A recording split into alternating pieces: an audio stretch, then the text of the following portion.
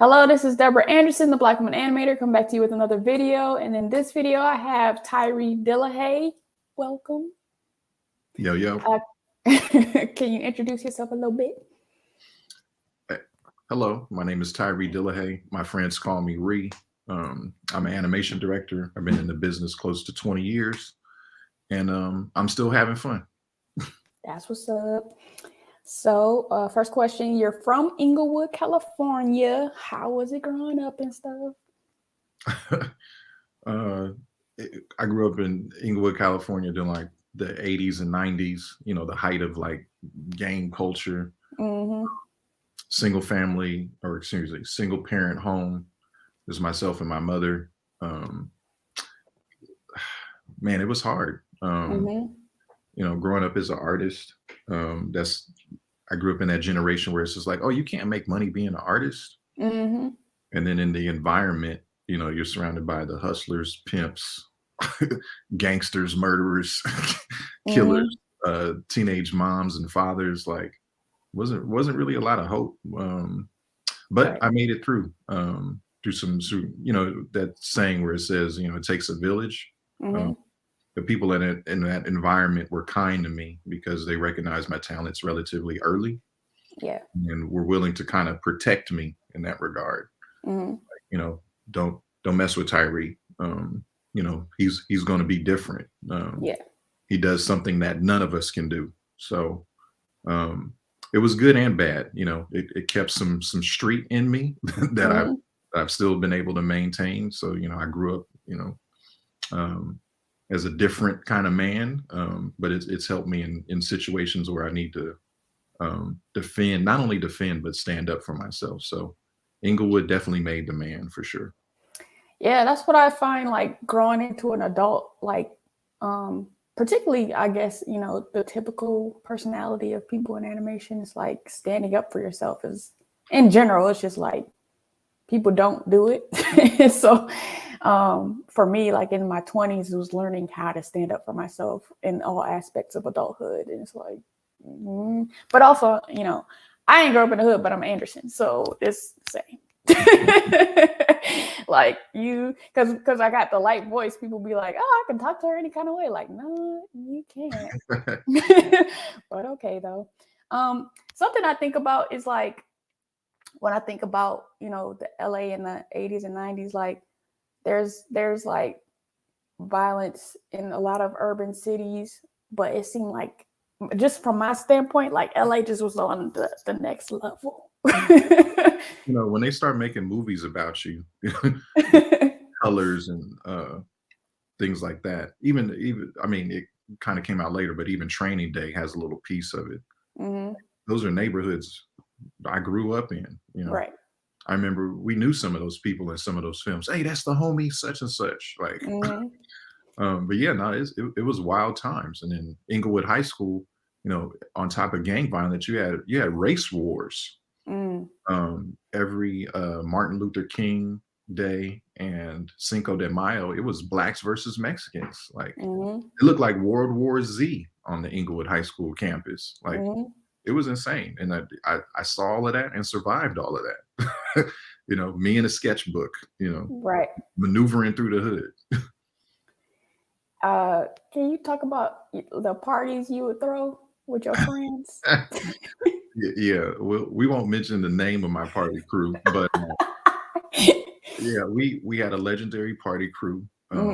I went to private school for middle school, and my friends are kind of like all over LA: Inglewood, Ladera Heights, View Park, Windsor Hills, some even in Beverly Hills. Like, we had an eclectic group of kids from all class stratospheres.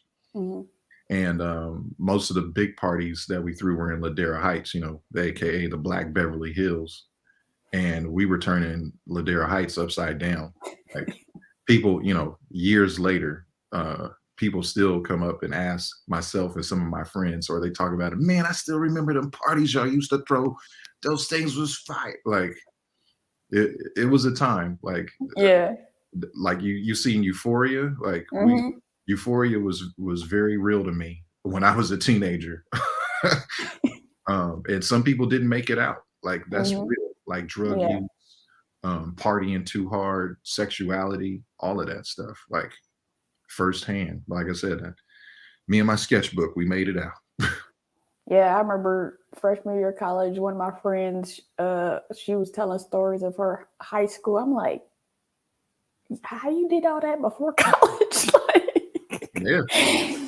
because I grew up like being sheltered, and then when I moved my dad, he couldn't let us do what he wanted us to do because we was too naive. So I got to do a little, but not a lot.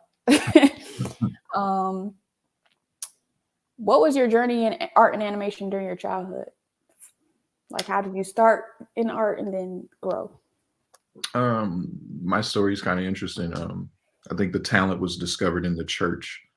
You know, most kids, you know, they're playing basketball, they're playing instruments, like, you know, it's either sports or music.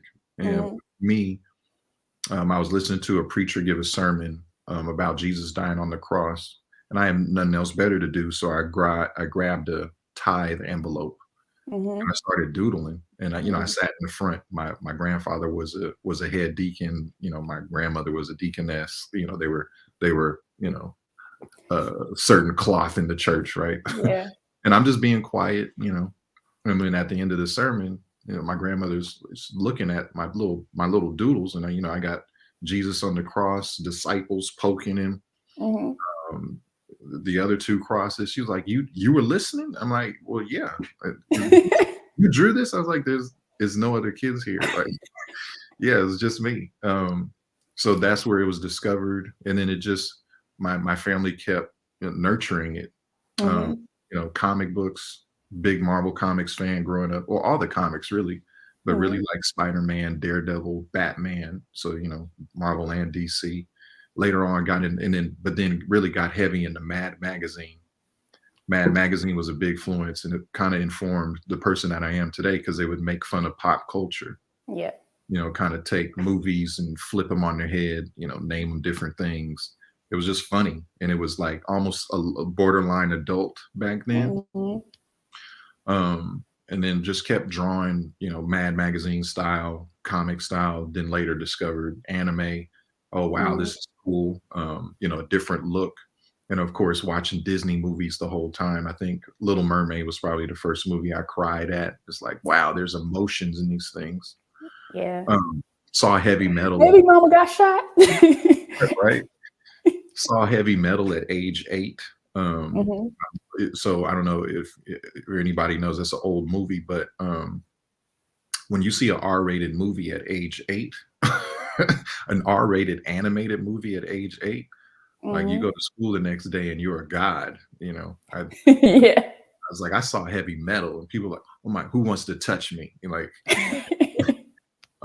but yeah, just like grew up my mother treated me, because like I said, it was just me and her, or her and I should say. She treated me like a little adult, you know, but realized I was artistic and I could handle these things. I wasn't like a little goofy kid. Yeah. So we went to museums a lot. My mother bought art books. She was a comic book nerd herself. Her favorite comic book character was Doctor Strange. So again, like my mother was kind of like, I would consider my mother like the first Blurred, because she was into all that stuff, science fiction, comic books, stuff that other Black women, let alone people, were into at that time. So that kind of just fed into me. And then me being artistic, she was just like, just kept feeding it. Some people have different stories. Like, even though she was feeding you, did she support pursuing it as a career? That's a good question. She did, and she didn't. And then she did again. So it's like, at first you look at it as a hobby. Like, my kid is interested in this. Like, at the time I wasn't interested in sports. I would rather draw. But then it came to a time where I was doing crazy stuff, like, in her eyes. So, you know, like when Thriller came out, I wanted to be a makeup artist. So I had my grandparents buy me all this makeup supply stuff. So just imagine, you know, a kid in the hood, you know, with like little thug kids in the kitchen, putting that same alginate, you know, on faces on their hood faces, making casts and stuff. like I was the weird black kid in the hood, right?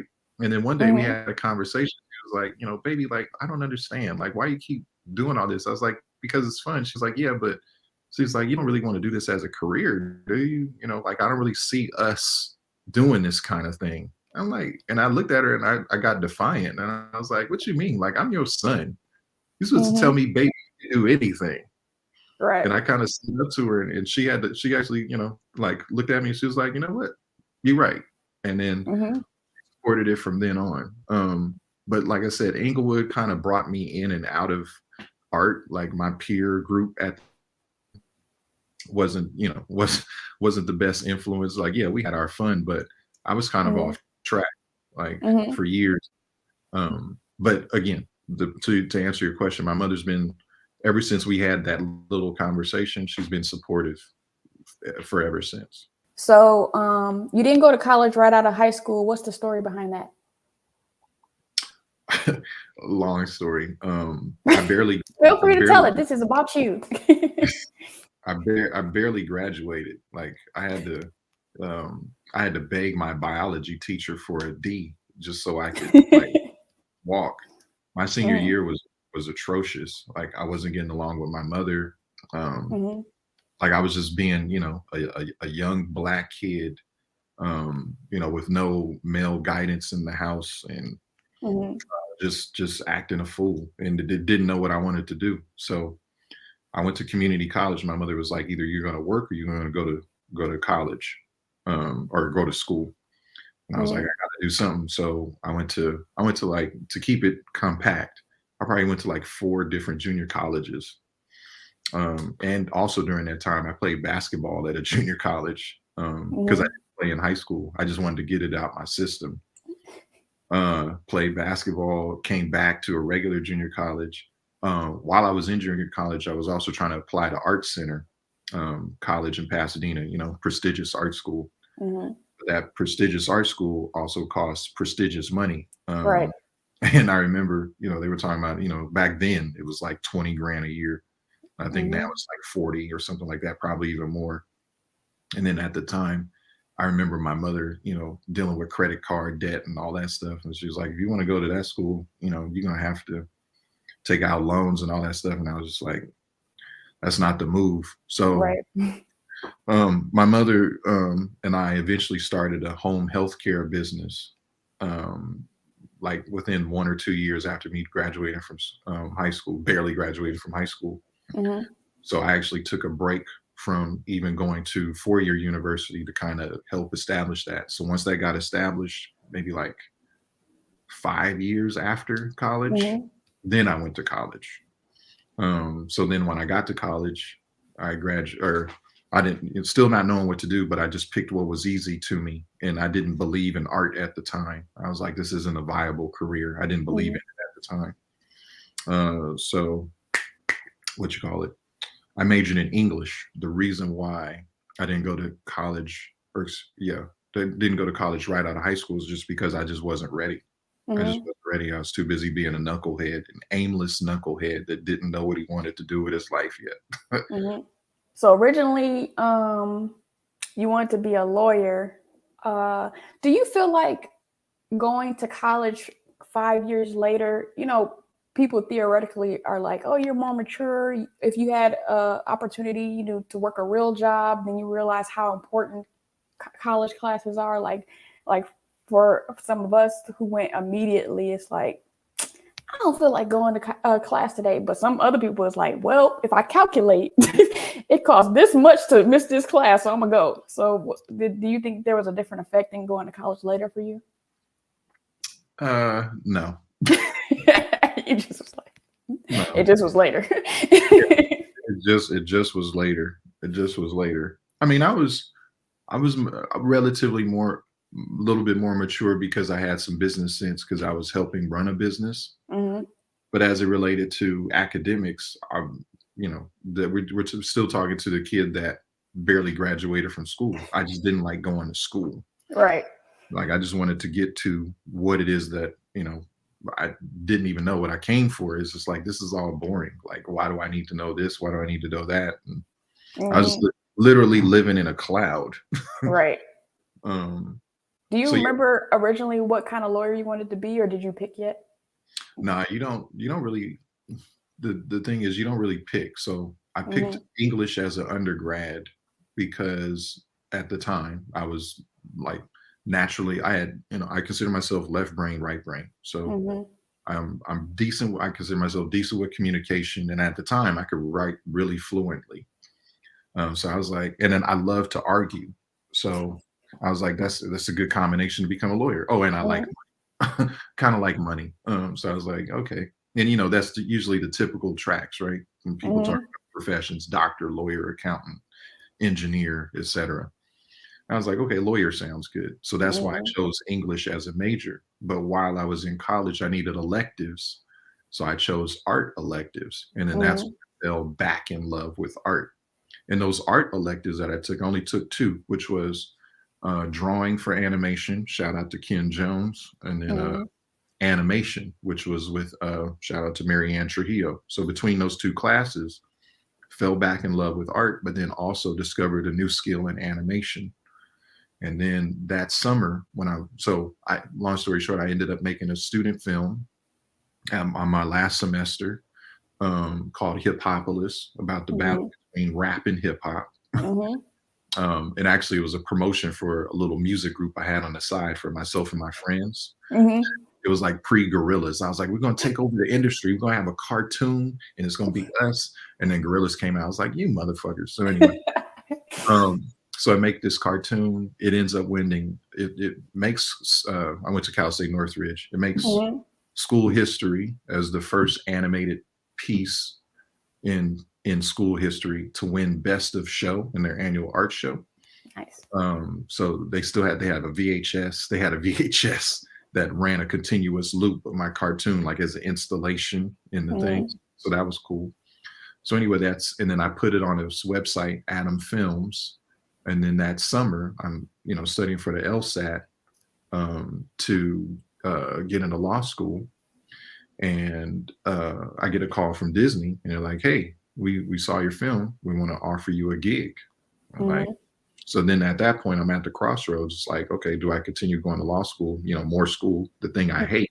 Right. Or do I take this, the thing that I would love to do every day? And I chose art, animation, never look back.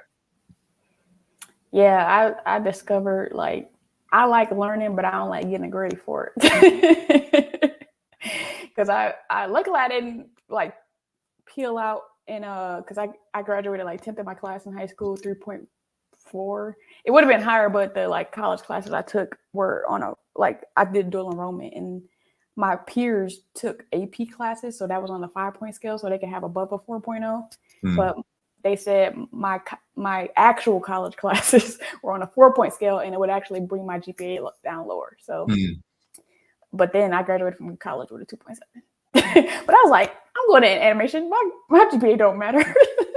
It doesn't. And then I justified the heck out of it. I was like, so this is on the quarter system. I only got 10 weeks to do like an animated project. Like, this isn't realistic. This is why I'm like getting worse grades in my major. Wow, that's funny. So I'm gonna run through some projects that you've worked on. Not everyone that was on your IMDb, and sometimes IMDb is wrong, so feel free to correct me if there's something on there that's not right. No, it should be all correct. It doesn't list everything though. Right. So Where My Dog's At, El Tigre, The Adventures of Manny Rivera, Revision Tomb Raider animated series, Bufu, Blockheads Mission G animated web series, Golden Grinders, The Drawn Together movie, Good Vibes, Motor City, Bob's Burgers, of course, The Venture Brothers, The Awesomes, Rob Dyrdek's Wild Grinders, The Jammies, and then you're like a creative consultant on Hair Love and Weather Hunters. What are some other things that aren't on the list? A bunch of projects that no one will ever see. Actually, Bufu, that was a project. So a lot of people don't know BET had an animation division for a little bit, and they were making a cartoon, and that cartoon was Bufu. It was created by Orlando Jones and Ali Leroy. Ali Leroy was famous for being a writer, executive producer for Everybody Hates Chris. So anyway, we were at the time, Obama, I think, was just becoming president or had become president, and it was word from BET they didn't want to be the network, the only black network available, making fun of its first black president. So that was a big point of contention, and among other things. So that got canned. So yeah, you see the credit, but you never see the work. But yeah, my years at Disney, a bunch of development projects, probably 24 projects that you'll never see the day of light, like ever. That's just part of development. Yeah. I'm sure they still do that. Probably not at the same clip, but they used to make a good, conservatively, like 36, maybe more shows a year that they would just test, and maybe 1 or 2 would make it. So yeah, just a bunch of stuff. And then, obviously outside of television, I do a lot of stuff for brands. Being in the footwear industry, I've been able to capitalize on my love of footwear and style and fashion, and do stuff for companies, Nike, Converse, Foot Locker, Red Bull, the Clippers, a bunch. So yeah, no, it's fun times. To kind of go back to the BA in English, how do you feel like the degree in English helped you in your career in animation? Oh, immensely. I think I tweeted this. Here's a gem. Your mouth will open doors that your hands can't. So being able to talk to people is invaluable.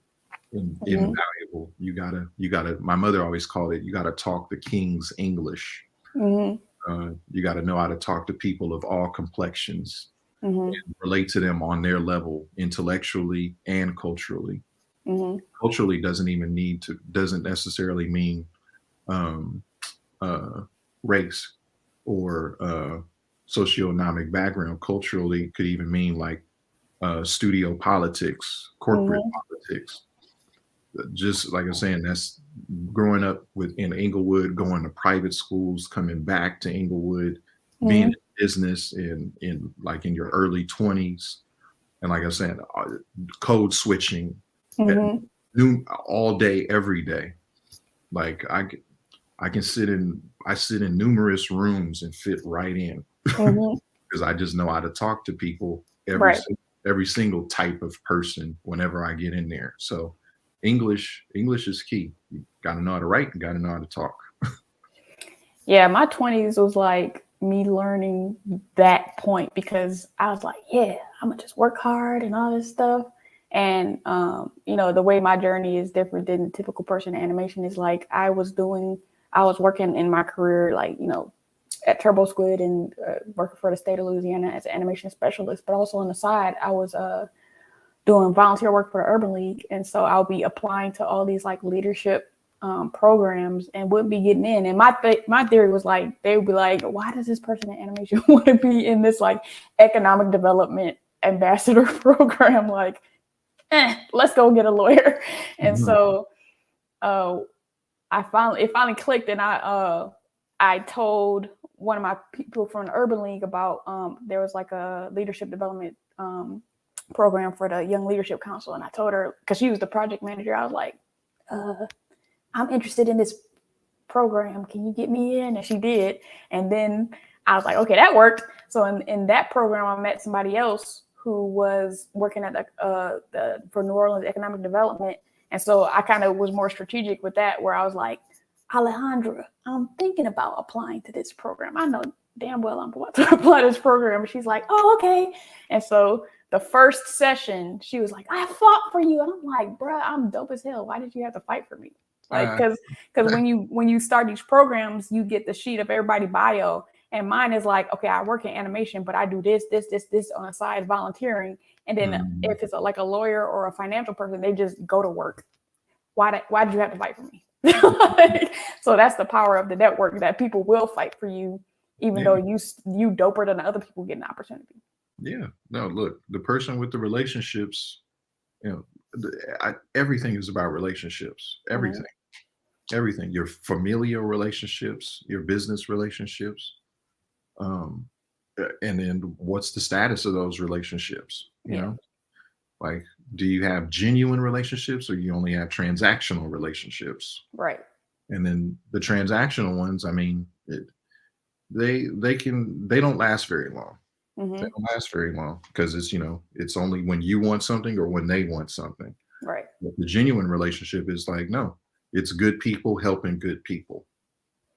I feel like that's what young people don't understand about some of these like networking events where like before the pandemic hit, I had a good month because I moved here a month before the pandemic to Los Angeles, and I had a good month of like going to networking events, and a lot of stuff is transactional. Like, oh, I'm a writer. What can I do for you? It's like, but like, who are you as a person? Like, and who am I as a person? Like, I don't just what. And then like when I was in New Orleans, I would go to these networking events, and there was this dude who worked for like State Farm or one of them like financial companies, and he literally would just go around and hand out his business card because he was like in his 20s. I'm like, you do not know that is not working. Like, you have to actually talk to people. You have to actually talk to people. This card means nothing. It's going in the trash. Right. What were the biggest breakthroughs in your career? I mean, that first one, putting that cartoon on the internet, early internet days. This is almost like shit in between Web 1 and 2. Making that video for BET, thing called Read a Book. It got me on CNN Live and shook up the world for a little bit. Like, I watched that interview. That journalist was so aggravating. So funny story behind that. It's all sensation. It's literally it felt like it. No, but like, so he hits us beforehand. He was just like, I'm going to rattle you a little bit, but it's all for fun. Like, let's just have fun here. And then he gets on the thing, Tyree Dillihay, like, but that was all for fun. Like, I wasn't expecting it like that because I didn't, I was like, oh, okay, so this is what we do. But no, it was fun. It was fun. It was fun. Like, answer my question, but let me interrupt you. Right. What was some other breakthroughs? I mean, working on Bob's Burgers was a breakthrough. Like, here's something a lot of people don't know. When I worked on Bob's Burgers, I think I started as a storyboard artist. I think I was the only Black artist on the crew in season 1. And then maybe season 2, I think we had a production assistant that was also Black. And then maybe season 3, we had one other artist when I moved up to director. And then in the primetime space, as a director at the time, I think I could probably count 2, myself and Rodney Clouden. I think he was on American Dad at the time. I started as director the same time I did on Bob's. So you think about the primetime space, and you got 2 Black directors for all primetime shows. Yeah. And like I said, and that's not. And again, this is not an indictment on Bento Box or Fox to be like, we're keeping Black people out. I'm just saying that's just the state of the industry. Right. There's a lack of diverse talent, and especially operating at the higher levels, just because it's not a path. It's not a career path that we normally choose. With the animation industry, a lot of people are cool. So what people don't realize is that a lot of it is unconscious bias. It's like, most likely you're going to get your friend a job, and most likely your friend is going to look like you. And so when you get diversity, you have to be very purposeful for it. So when you see, it just be so funny, the basic stuff people say on like social media, like, what about the qualifications? Like, so you don't think there's Black people that are qualified, or because there are. Yeah. No, I mean, and honestly, I guess, you've heard me in our rooms at work, but people that are qualified, they're already working. Right. Like, there's no, I still believe, maybe not at, again, when you start to climb, like, yeah, people are gonna hire their friends. Nobody's trying Right. to keep you out because you're Black. At least that's Right. not my experience. I think one time I tried to do that, and I won't mention where. I was just like, "This is because I'm Black," and it was just like, "No, it's because I knew this person before I knew you. They're gonna get the job before you. Like, do you not understand politics?" Like, Right. and Nepotism, this is how it works. exactly. Cronyism. Yeah, it's like you can't be mad at that part of the game because that's just the game. I would do the same thing if I had a Mhm, friend of mine, and I'm sure you would do the same thing. If I had mhm. that I could put on, why Right. wouldn't I? That's what friends are for. Yeah. And that's why it goes back again to relationships. But what I will say about this industry is, in my eyes and in my experience, it's mostly been a meritocracy. Mhm. I've gotten where I've gotten because of, yes, because of relationships, but You still gotta do but the job. yeah, but I can do the job, like, Mhm. without question. And I don't even walk around this industry with a portfolio anymore, which is crazy, but Yeah. I've been fortunate to do that. So it's cool. Um, a lot of people that I interview have an anchor project that they're known for, and yours is Bob's Burgers. How do you feel working on Bob's Burgers impacted your life? Really, immensely, because when you work on a show that's on Fox, number one, that gets national attention, right? Like if you don't know The Simpsons and you don't know Bob's Burgers, you just American Dad, Cleveland Show, Hmm. Family Guy. If you don't know those shows, you've just been living under a rock, Right. right? So there's a certain cachet that comes along with working with a hit network television show, and then on top of that, then you start getting nominated for Emmys. The show starts winning Emmys. I didn't. I'm a two. I'm my claim to fame is I'm a two-time Emmy losing director. I I saw haven't. that in your Twitter Yeah, bio. I haven't. I haven't won any yet, but it's that's a notch you can put on your belt. Mhm. They give you a cool. I'm looking at the certificates. They give you a cool little certificate for it, but obviously it's not the same as the trophy. Right. But those parties and that show is awesome. But yeah, like just being in something that's so ingrained in pop culture, like Mhm, Bob's was always set up to be that successor to The Simpsons, and rightfully so. mhm, Um, and being a part of that in its infancy all the way to what it is now. Like I think I left the show just when the movie was starting production, and that was mhm. 2018.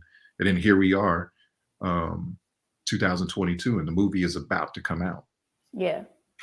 But being able to say like I helped some of that, I helped Yeah. establish some of that visual language in the show. Like there's certain Mhm. things that I I made come like I did that, like that'll always be. But Right. yeah, no, I mean it essentially like everything is a stepping stone. Like it definitely gave me a great platform to get an extensive amount of credits and Mhm. get me to where I am today. And but even where I am today, I'm still going to keep pushing higher and higher. Did someone see the leadership qualities in you, or did you advocate for yourself to become a director? Both. Mhm. Both. Like I was very not aggressive, but uh I wasn't bashful about saying what I wanted to do and would show people that I am capable of doing it. Mhm. It was pitching projects and then people seeing like, oh, like the the old people. Lots of people have had this experience where, oh wow, that was you just pitch a project. That was a really good pitch. I don't want to buy that, but I have something else that you would be great for Mhm. because what you just showed them was like you have these qualities. They don't Yeah. necessarily like the project or it's not a good fit, but Mhm. what you just displayed was leadership qualities. Yeah. Like at 6 Point, anybody out there, I used to work at a studio called 6 Point Harness. I actually do some work for them now, but I've Mhm. had a couple of tour of duties at 6 Point. And my first tour of duty at 6 Point, I think I started as an animator, but I quickly showed them because it was stuff I was already doing. So many other things that I was doing or capable of doing. Mhm. Back then, I was heavy into digital painting, so I showed them I could paint. I showed them I could design. I showed them I could pretty much do anything except for background design. I hate designing backgrounds. I could color them, but Right. I'm not going to design them. Got to learn your strengths. Yeah, storyboarding, all of that. So once people saw like I was a Swiss Army knife, like a good generalist, like there's a generalist, there's some generalists where they have basic knowledge of certain things, and then a really good generalist is now you have, you know, above average, you know, pro level proficiency in a lot of different things. So again, like I just kept showing people these things and pushing for director projects or some people actually did see it. You know, shout out to Brendan. He saw it early, put me on some projects early at 6 Point. Marge Dean, a legend in the industry. She put me onto some projects. The guy that hired me at Disney, like so many people, Bento Box, you know, Janelle, Scott, Joel, like all like so many people. I'm sorry if I left anybody out, but so many people saw leadership qualities and was like, no, let's give Tyree a chance. I'll try to link in my description like the thread you did on tips for storyboard artists. But what tips do you have for people in directing? Because not everybody is a great director. And I just be like sitting in meetings with you like, wow, his explanation of composition is like thrilling. So like what have you learned thus far that is important when directing? Well, number one, you know, not to reiterate that thread, but the biggest takeaway from that thread is just knowledge of the cinematic language. You got to know how to tell a story visually. That's number one. But like directing, like that's almost like the technical side. So you push this to the side, but the big side is, again, managerial leadership qualities and effective communication. Being able to communicate is like the biggest skill with directing. Like, can I say something? How do I, because every artist is different. Like even currently on the current project, I have a few people I have to relearn how to talk to them. Yeah. Whereas other people, you know, I'm okay. Like, but again, it's every person you meet. It's a new experience about how to will an entire crew to execute your vision, and that's a daily exercise. Now, advice on how to become a better director, hours. like I said, look, like let's just leave the technical part aside about just how to visually tell a story, but like what kind of person are you? Yeah. You know, how do you relate to people? How social are you? Like me, I'm a social person. You know, a lot of artists are introverts. You know, they would just want to be to themselves. That's not me. That's not me. Working from home is actually kind of killing me.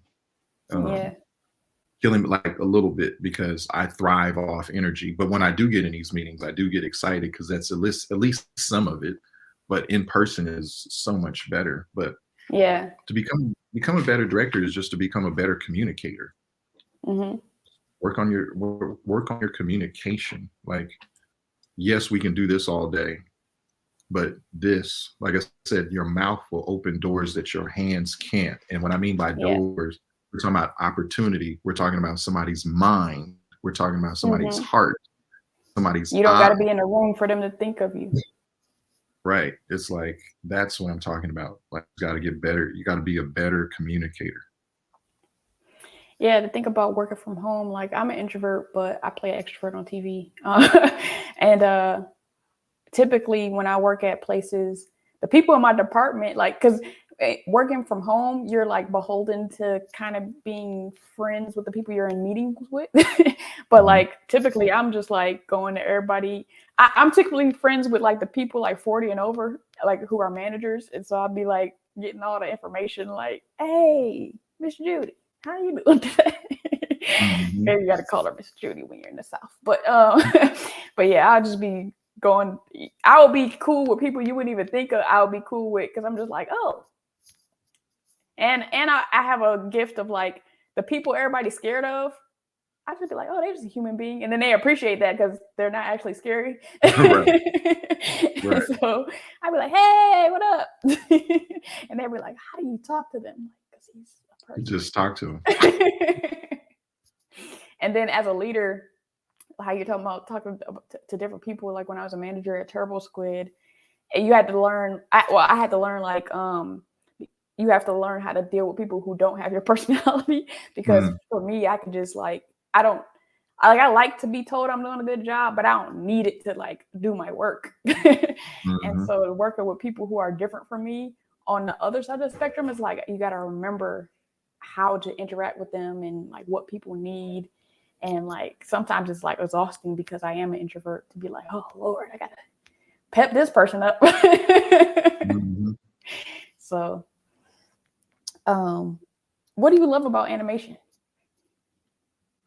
I like that it combines everything that I love, like music, film, cartoons, comedy, action, horror, drama, filmmaking. Like, it's just everything that I love all in one.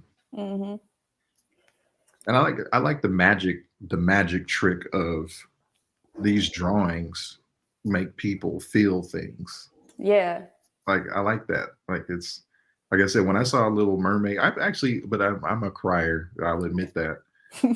When I see film, like, not only do I feel the moment of the story, but I also feel how much work and passion and blood, sweat, and tears that went into making these things. Like, my emotions run that deep when I see these things. It's like, wow, like, I know because I'm in it.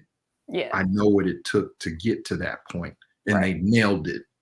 And it's like, like, I love that satisfaction that an artist gets when they truly execute a vision and people resonate with it emotionally. Like, that's powerful. That's powerful. In fact, and it's really powerful because not anybody can just do this. Yeah.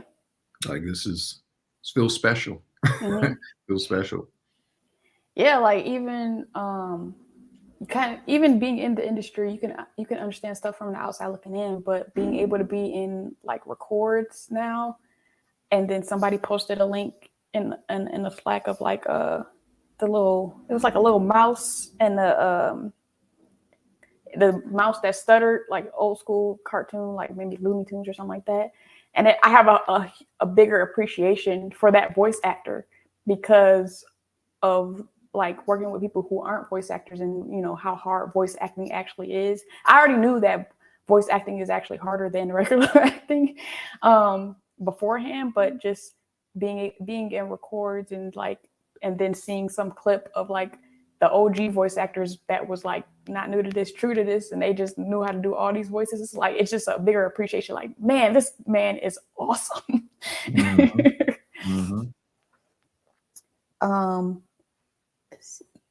So you did the cover for the first of the month single and like Iggy Azalea's Ignorant Art mixtape, and you know, you mentioned that you produced the music video for Read a Book. What other artwork have you done? Did you do around that time in the beginning or since then? Too much stuff to name. Too much stuff to name, but like, you know, I kind of touched on it earlier. I think in 2013, I got my first deal with a footwear company. I think my first, you know, shout out to Reebok. Thank you for the opportunity. And then from there, I kind of just got contracts every year to work with different companies, you know, Nike, Converse, Red Bull, Nike sportswear. They're different. Jordan brand even. But yeah, like it's been good to combine something that has been so near and dear to me since a child, and then carry that into my adulthood. You know, passion for fashion, I think you called it. And I guess kind of the segue, like where that comes from is just this this a lineage of fly family members. Right. Yeah, I got these photo albums over here. And and it's documented that we've been fresh for years. Like that's you just carrying on the yeah, torch of your ancestors. right? Like that's we've been doing this. Mhm. We're not new to this, we're true to this for sure. And Right. like I said, and to carry that on, like at my age, still with relevance, Mhm. is a beautiful thing. Like that's Yeah, because you don't look like a person your age trying too hard. You just look like you naturally like are exactly. And you stylish. never want to be that guy Right. or that girl. You know, it's just like, nah, you're doing a little too much. Like, nah, like this is just what it is and how it always will be.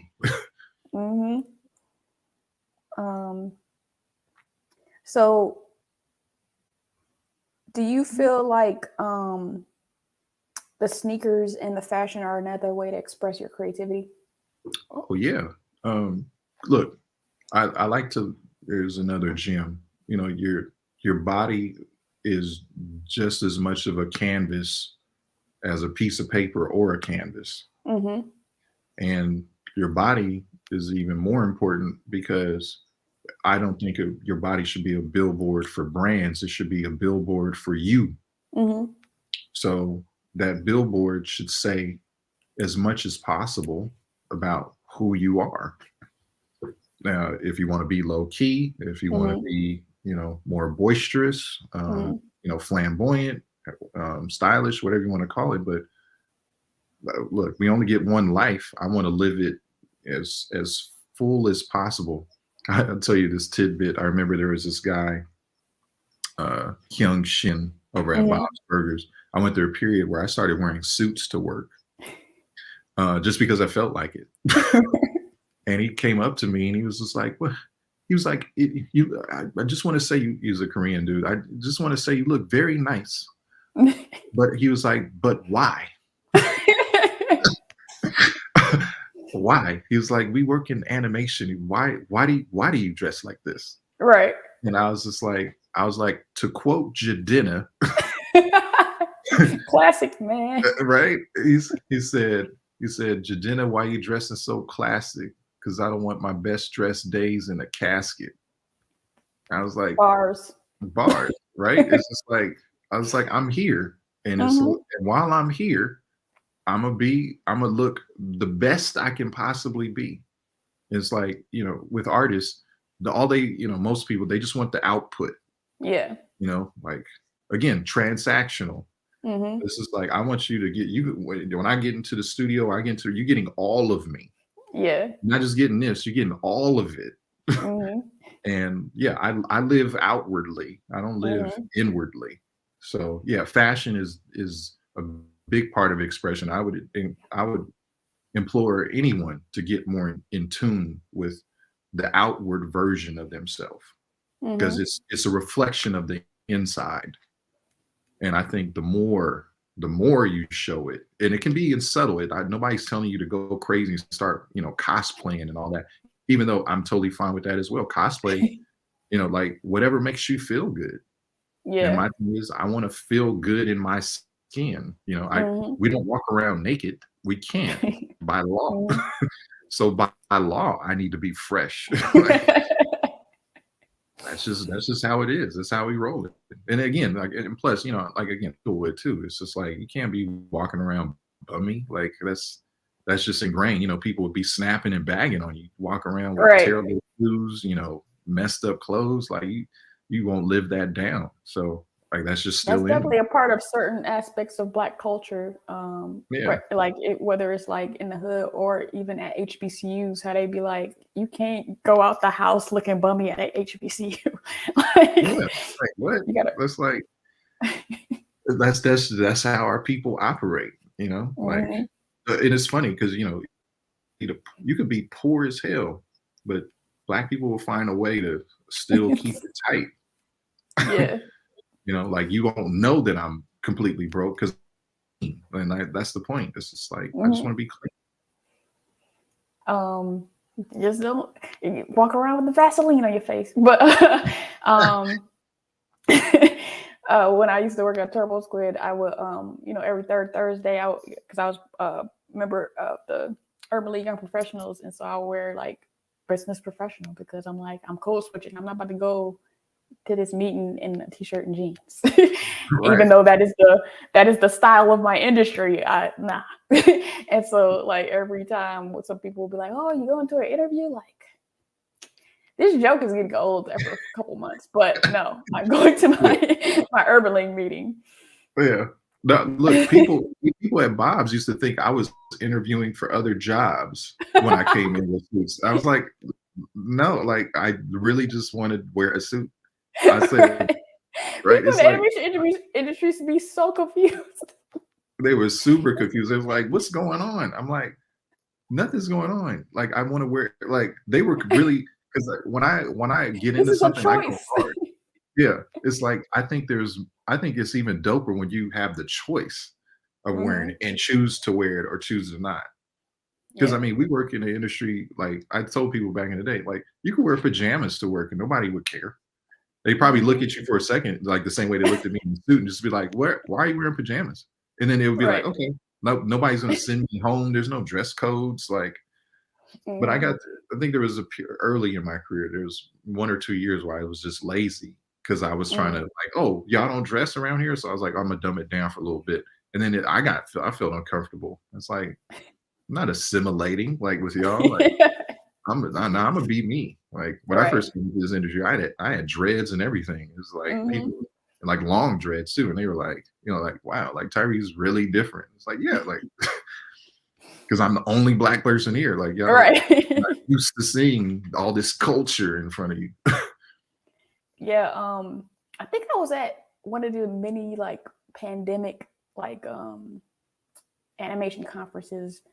And this dude said something really interesting, and you can definitely look at it as in a positive. You can take positive and negative from what he said, depending on what you're thinking. But he was talking about like drip for animation, like, and getting more Black people into it. Like if everybody walking around looking bummy, then you don't know that you could actually make money from it. And so he was advocating for animation people to have more drip to kind of like advertise that we good over here. Look, honestly, I wholeheartedly agree with that. Like if anybody, I haven't posted on my Instagram in months because you of all people know I've been busy. But before then, I stopped posting art, and I was just like, y'all just gonna get these outfits. Like you with our community, you have to show success. Like it's one like I could show drawings all day, but it's just like, but for me, being a little further in the industry, I'm like, you got to pay me for those drawings. I don't draw you. I don't draw for free. Like this is no freestyles over here. But I was like, but what we will show is the spoils of success. Because like I'm not a rapper, but it's the same thing. It's like a rapper. You will see them before you hear them. At least in this day and age. And yeah, I kind of want to show that was kind of my purpose. It's like, number one, I couldn't show the work I was working on. I still can't. And I don't have the time or energy just to be drawing. So in the meantime, like I said, then now I'm using this other medium of fashion, with this canvas being myself and my body, just to get tap into another form of expression. So yeah, that's what I'm saying. Like everybody should tap more into who they are, outside of whatever it is you do for an occupation or your chosen discipline or medium. Just do more things. So as someone who likes animation and hip hop, have you gotten a chance to see Ludacris's Karma's World? And if you have, what do you think? Yeah, no, I was really impressed. It reminded me of a project a 3D project that I did years ago called The Jammings. I watched the clip yesterday and I was like, this looked similar to Karma's World. Yeah. And we did that years ago. Like 2010 or something like that. But yeah, I'm glad something like that finally made it. Because like I said, we've been trying to do that forever. I've been at the forefront. Like I can literally say, I mean, of course, Bruce Smith being the OG, you know, with Bebe's kids and stuff like that. But when you think of Bruce and you think of who else has made Black animation, you got Bruce Smith, you probably got Aaron Magruder, and then is that it? Like, it's making Black, like impactful Black animation. Right. And it's like low key, I've been doing it, but just on a smaller level because I haven't had my own TV show. Right. But hopefully, I mean, this isn't mine either, but you know, the current project that we're working on, when that comes out, I'm sure that'll make an impact as well. Yeah. But on the underground scene, you know, stuff, it's not even underground because the Jammies was on Netflix, but it took some pounding even to get it to that point. But not like we need more. We need more. Like there's a project that you saw that you mentioned earlier, Weather Hunters. That's an Al Roker project. That'll be coming out soon, hopefully. So that'll be part of the lexicon of Black animation. And then yeah, we just need more. We just need more. So yeah, I salute to Ludacris and the team making Karma's World. But yeah, we just need more. Yeah, it's if you haven't seen it, I suggest you go out and watch it because even you know the bars that she has are like not corny. That's refreshing. Yeah. I want to say, was she writing the raps or? I'm not sure. Or no, actually, you know what? It's probably Ludacris writing the rap. But no, I love it. Like I love the little intro. Like it's so cute. Like, and then the intro rap will give you what the story is about to be. Yeah, I love it. It's so cute. Like what made you do creative conversations? We were locked down in the pandemic, beard out of control, and had wanted to talk to a few of these Black creatives in the animation industry, and was just trying to figure out how to like have that conversation out in public. Yeah. For others like us to see it and be like, oh, okay. Yeah. And then every one of those, like I didn't do many, but everybody got busy. But those people that I did talk with, Chase, Latoya, Chris, everybody's, even since then, they were already doing big things, but they've gone on to even bigger things. Yeah. Since then. I'll be like, I'm trying to catch the next one, then I forget. But luckily now Instagram, because I was like, damn it, Instagram needs a little event thing where you can add it to your calendar, and they just implemented that like a month or two ago. I'm like, thank you, because people be posting stuff on Instagram. I'm like, I gotta go to my Google Calendar and put it on my calendar. Like, I am never gonna remember this. So I caught like one of yours, but I wanted to catch more, but it just was like my memory is like trash. Well, they're all on the IGTV, and honestly, like I said, I only did like 3. I should bring it back though, because you know we need more visual representation. Not, I like to say, here's another bar, like you know, less output and more input. Like they need to hear the voices, see the faces behind the work. So you know, you see these are real people, and you know, we're real.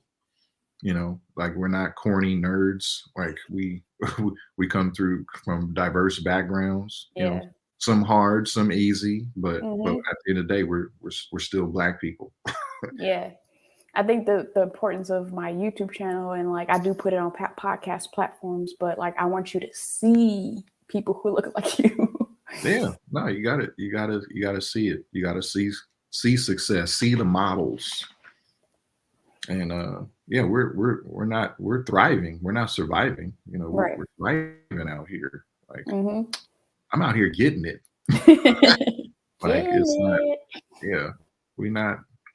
There's no starving artists here.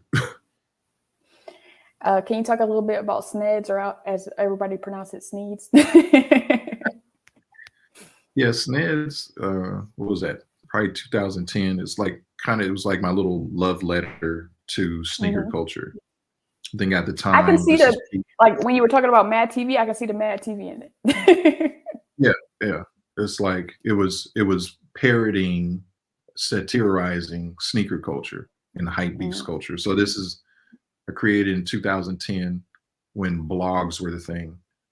Obviously pre-Instagram. I think Instagram came out like 2013 or 14.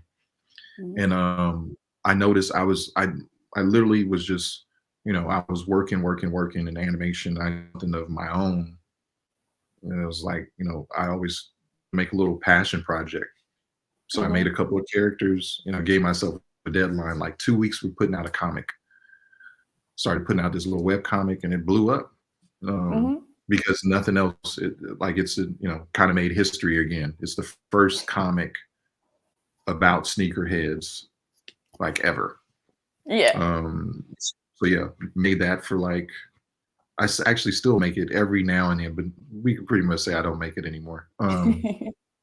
But because I was doing that has started establishing myself with brands. Then that's when the Reebok took notice, finally in 2013. And then just kept getting contracts, relationships, and all the big brands. But Sneads has been like it was a muse for me. Like I used sneakers as a muse for a good decade,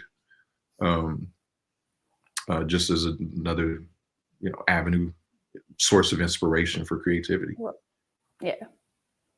What's hilarious, like when I was younger, I had this phase. I don't know if it was in middle school where I would just draw shoes from the side. I just would draw shoes all the time. And I was never, because there's also the juxtaposition of me not understanding how I wasn't bullied in school, because I like with no problem shopped at Goodwill. Like I had a plaid shirt phase. Like why was I, like, but then I played basketball, so maybe it was like the balance of like, okay, we're not gonna make fun of her because she's smart. She gave us the answers and she played basketball, so we're gonna ignore these plaid shirts.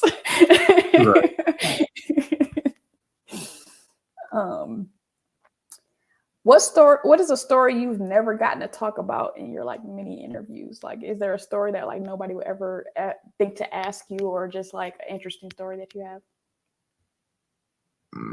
I think the one that you asked about the parties, that was interesting. Because I mean, unless you're in LA and grew up during that time, nobody would definitely know that.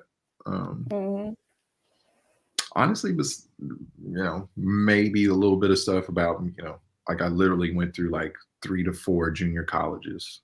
And really, like, I'll tell you a brief story about that. Like, just to show you how bad the public school system is, or I can't even say is, but I will say at the time, when I got to Inglewood High School in 10th grade, their textbooks, they had textbooks that I had already read in middle school at my private school.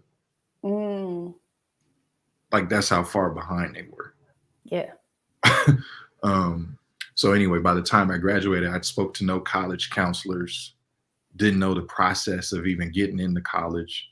So that's why I just rolled over into junior college. When I got to junior college, I spoke to no counselors. I literally thought college was a place where you could just take whatever classes that you felt like taking. With no direction. Yeah, no direction whatsoever. So my first semester was like architecture, philosophy, and like some other BS. It's like, what are you doing? What are you doing?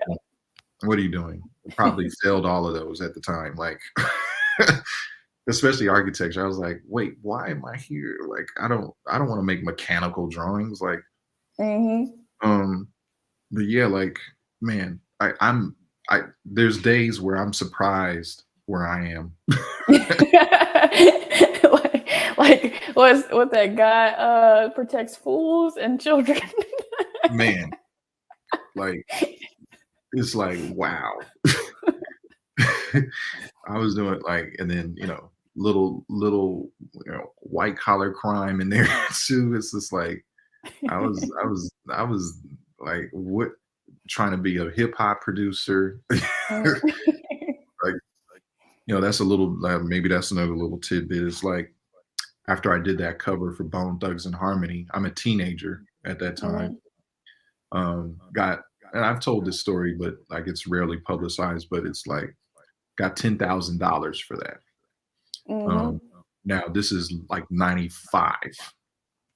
So $10,000 in 95, you know, what's that equivalent to today? So anyway, Right. um, when the Bone Thugs and Harmony's album finally comes out, you know, I'm hyped. You know, I got $10,000 for my one little credit in the LP, and my work is on your CD too. Uh, so anyway, I'm like, if that's worth $10,000, what's this worth? Where I keep seeing this guy's name, produced by DJ Unique, produce. And I'm talking to people at my guy at Ruthless at the time, Donald Cunningham. Shout out to Donald. He's like, okay, I'm like, so if my little credit for illustrations was worth 10,000, how much was DJ Unique's? He was like, oh, he got $250,000. And I'm like, fuck. You do like money. Like, he was like, I'm trying to make this music right now. So I took these beats though. I just got to make these beats. So I took half that money, damn near all of it, and bought music equipment. And I was a producer for a good 2 or 3 years. Like that's what I was doing. And that's how that whole hip-hopolis thing came out, where I was just like, we gotta have something to promote our band and all that stuff. But funny thing is, I actually made that money back. My friend and I, Sean Webb, shout out to Sean, we won one of the early John Lennon songwriting contests. Nice. And the prize money kind of covered what I spent.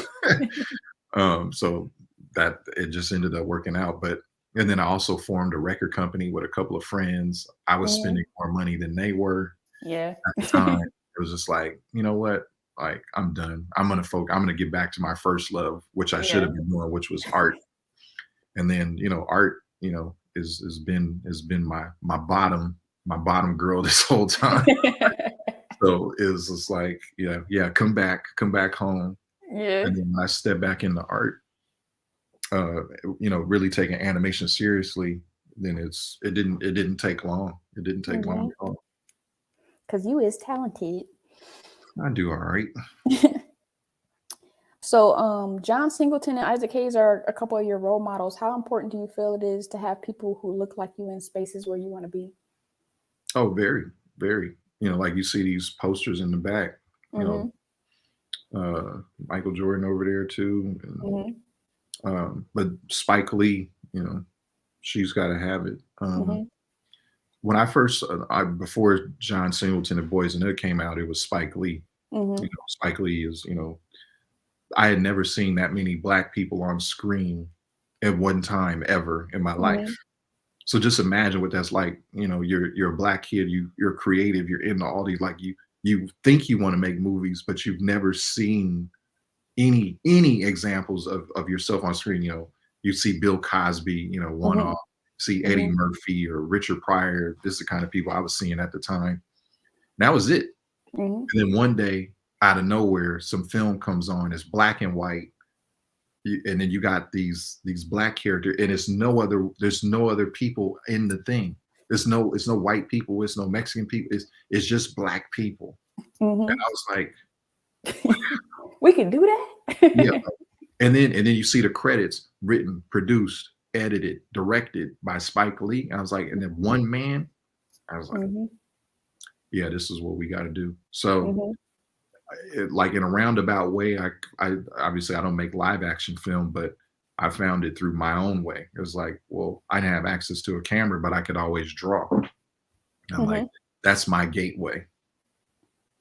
And that's what, you know, when you ask like what I like about animation, that's why I liked it, because, you know, I didn't have access to a camera. You know, I can storyboard something and tell a story just as succinctly and actually even faster. Yeah.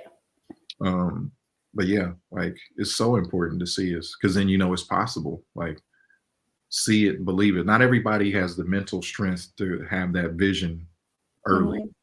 You know, like most of us, you know, it's not unfortunate. It's just the way it is. Most of us need examples. Yeah. So, a question that popped in my head, like, do you see these people as like father figures, or how did you become a man in a single parent household? Like, did you have like mentors or anything, or did you just have to figure it out? I just had to figure it out. You know, my mother, of course, had different men in her life. some good, some bad. Mm-hmm. And I took what I could from them. I think the majority of them, but my mother is like this as well, is they were always entrepreneurial minded, you know, which is, you know, a code switch for hustler. So I've always had hustler type of mentality. Mm-hmm. And then when I got into animation, you know, like you mentioned, Ron Myrick is one of my mentors. Bruce Smith Mm-hmm. is one of my mentors. Um, uh, Laren is one of my mentors. Mm-hmm. Ralph Farquhar is one of my Mm-hmm. mentors.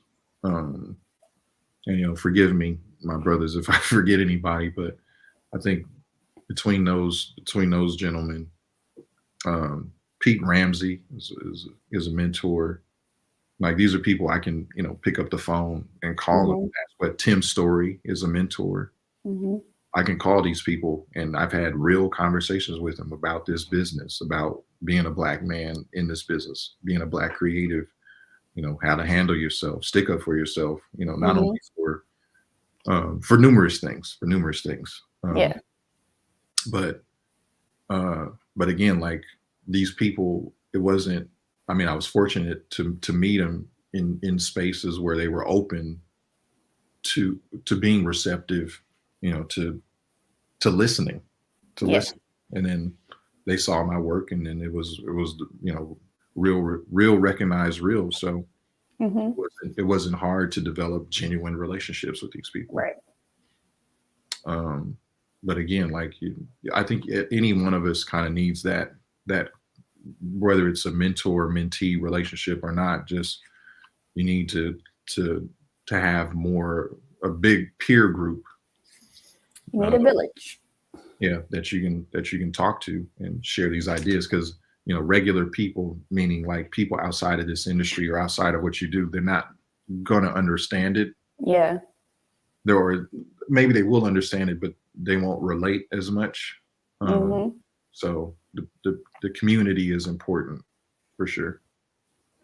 Yeah, something I learned, like, you know, trying to make my career work in New Orleans, which is, you know, not an animation place, is that a lot of people who aren't in animation, they be giving you advice and you be like, you do not know what you're talking about. like there's like applicable advice for a lot of industries, but it don't apply to animation.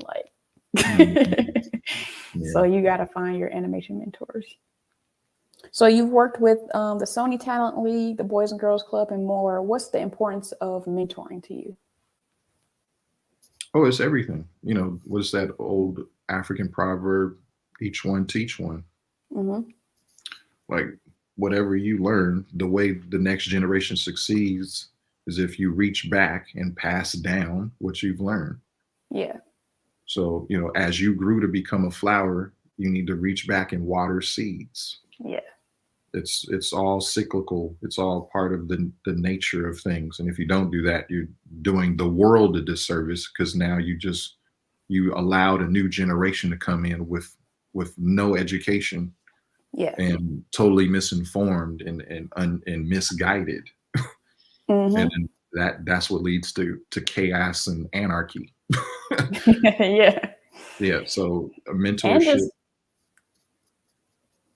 just like a direction, just like because if you think about the civil rights movement, with my experience in civil rights social action stuff, when you think about the torch kind of not being passed from the 60s and 70s on, you don't realize, unless you know kind of study it or hear the stories being in the space, how organized like even the like the lunch counter stuff was. Like they would have white allies practice being racist to them to prepare.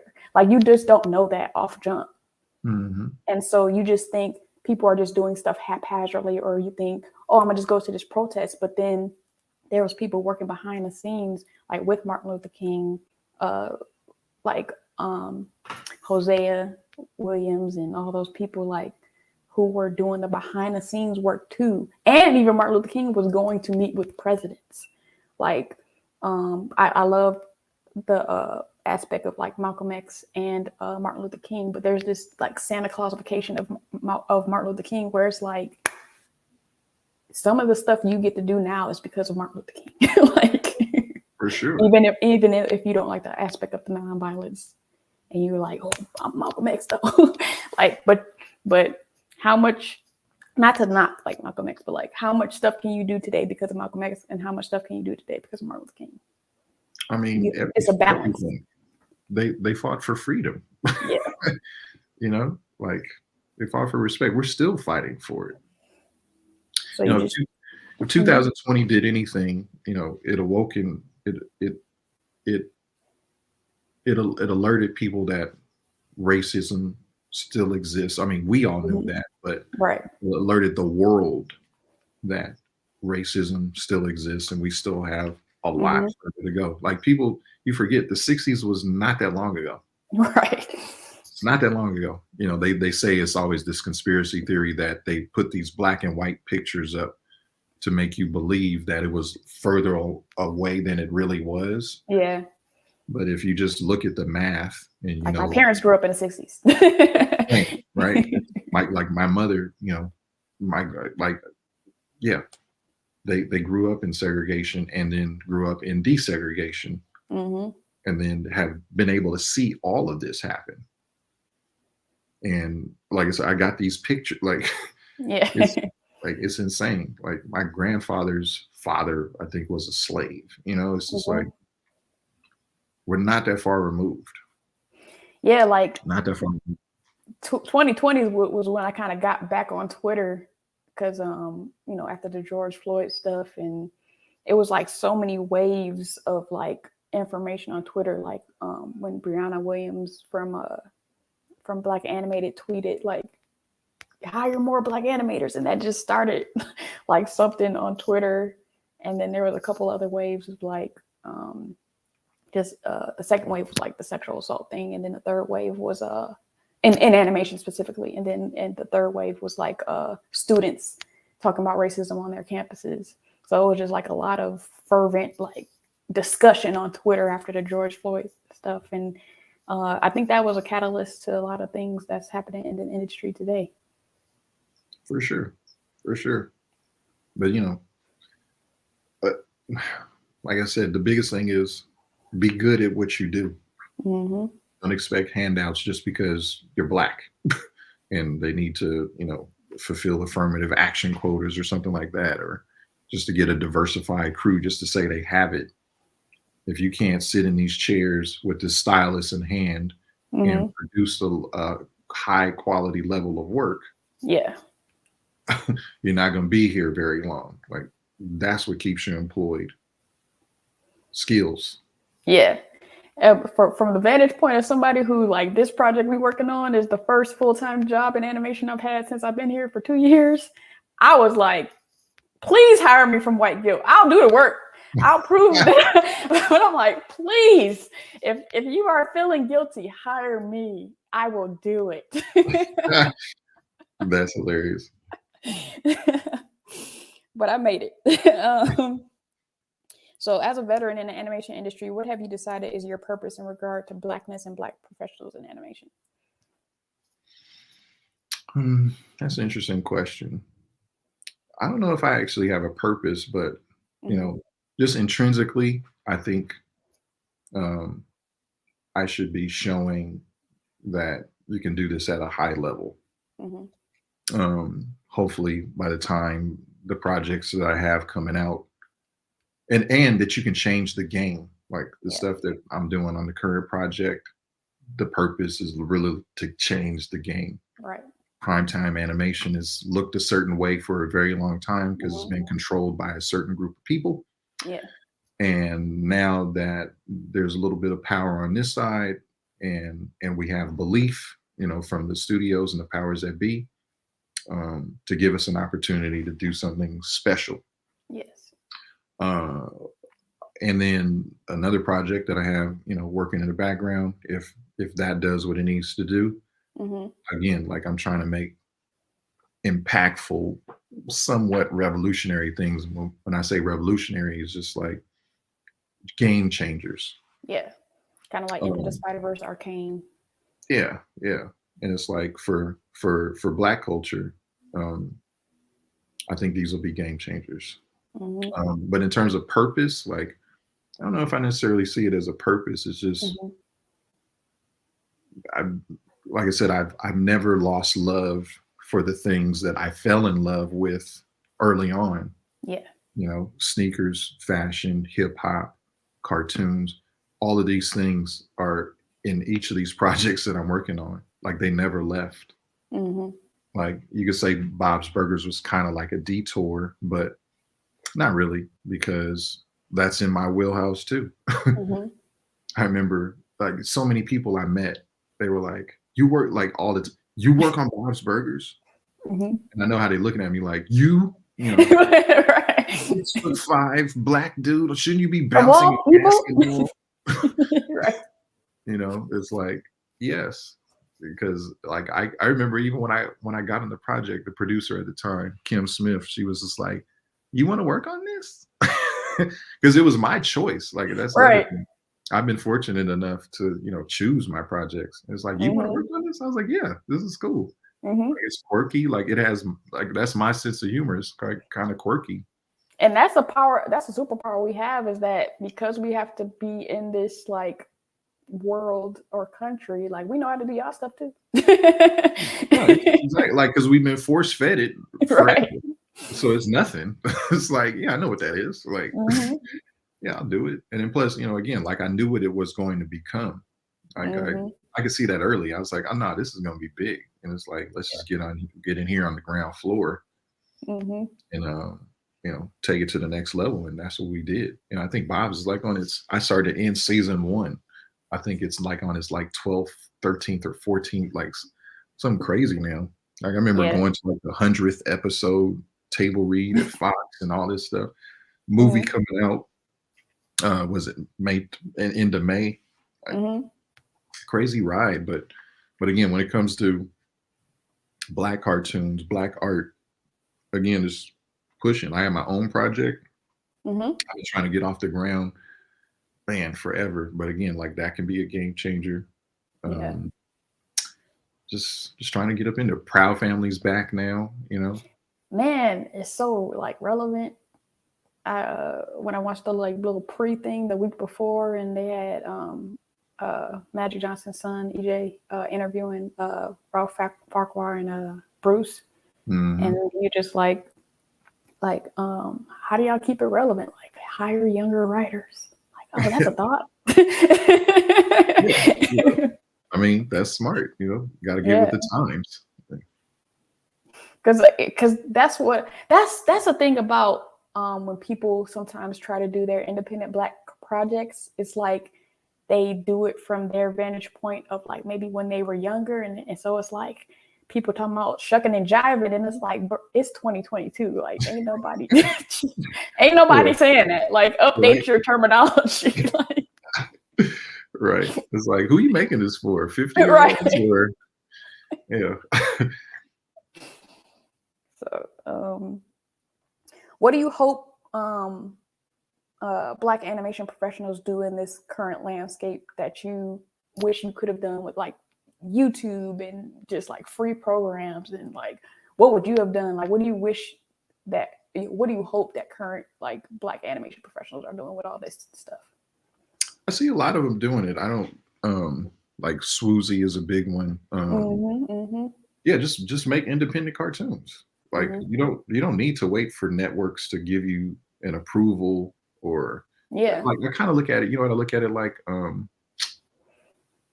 rappers when they make mixtapes. Yeah. Right? That's what YouTube is. It's like an animator, no matter what color you are, but as an independent animator, but just speaking specifically to Black creatives, you don't need to wait for somebody to give you some money. I think that's a problem. Like with just artists in general, you're always trying to go get, and I get it because like you need money, but but in terms of like you should be building your own brand equity on your own. Yeah, and you can do so that. That's how you get in anyway. These days, you got to prove it first. Yeah, like in the live action space, no idea. Live action space, Issa Rae is a prime example. I was about to say, get on your Issa Rae. It's just like just imagine it's like, okay, you have this creativity in you, and what do you, so you think somebody's going to pay for it before they see it? Like, Right. that's not, I mean, that's not how it works for Black people. You know, I'm sorry to tell you, that's just not how it works for us. We can't walk in with a napkin and say, this is my idea. And my dad said to come through. Like, that's not how this works. Right. You're going to put in the sweat equity, you know, make your own TV shows, make your own little animated skits, and put that stuff out there and build audiences. But also recognize that, you know, there's a difference between something that's going to be great for the neighborhood and something that's truly going to be great nationally and internationally.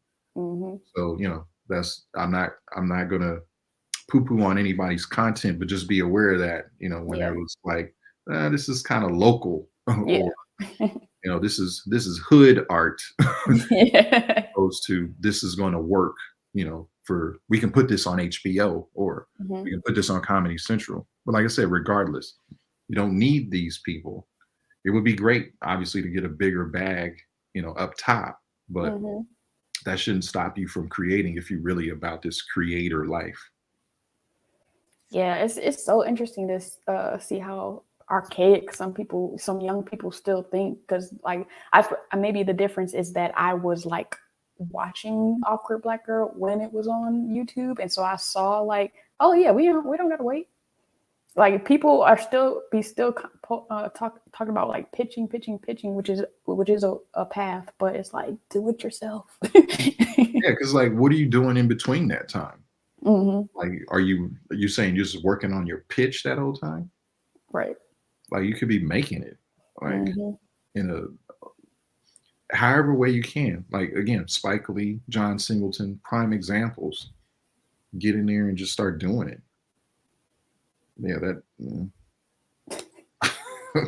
I would honestly, so advice I would give is just start, you know, if I was to have any regrets, it was just do it sooner, and then maybe take more breaks just to focus on your own thing.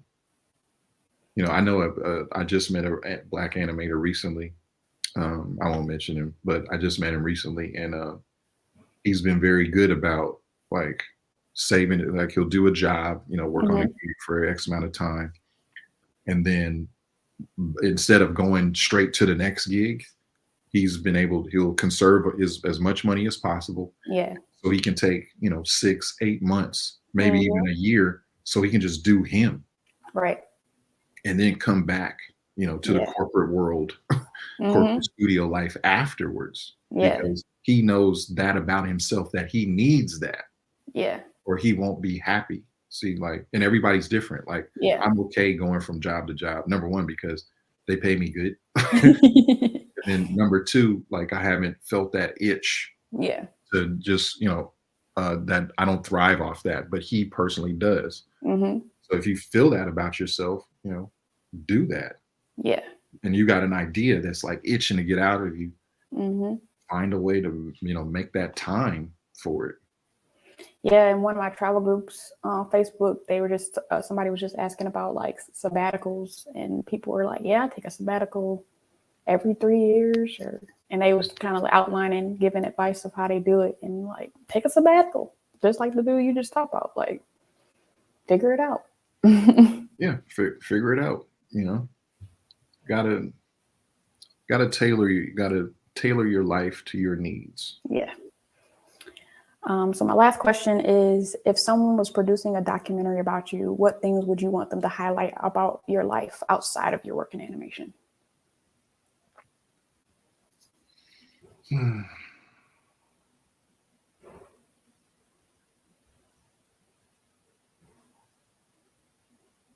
I don't know. I don't know. Honestly, I really, you know,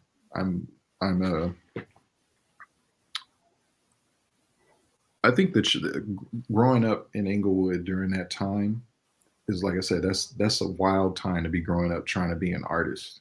Yeah. And I think that would be an interesting story, especially for young people, that come from those type of environments. You're like, what's it like to be different? Kind of be the outlier, you know, in these concrete jungles under these conditions. and still make it out to still be you and still not lose any part of who you are.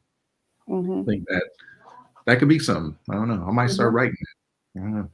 I think it's interesting all the access you have to different events and stuff like that. I mean, obviously, like going up here and making those connections and, you know, working with people who are famous or like being in the fashion and sneaker industry, like you get access that other people might not get. But that seems interesting to me. I was listening to a podcast you were on, and you were talking about, I can't remember the shoe, but you were talking about you had like some rare shoe, because the conversation was like collabos of cartoons and which shoe company would you pick to collab? And you were talking about some shoe that you had that like people don't even know about it. They didn't know about it. I can't remember. It was like